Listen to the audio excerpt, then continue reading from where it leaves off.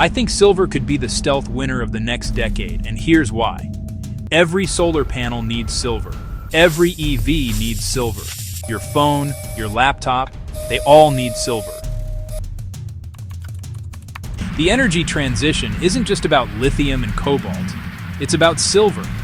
And demand is absolutely exploding right now. Here's what you need to watch. The Silver Institute is projecting ongoing deficits, meaning we're using more than we're mining. Record solar installations are eating up supply. Mine production? It's tight. And here's the kicker. When gold runs, silver historically follows, often harder and faster.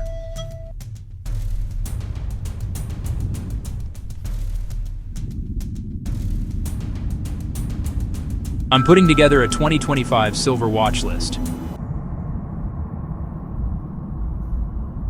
So follow for more 30-second metals insights that could change how you invest this year.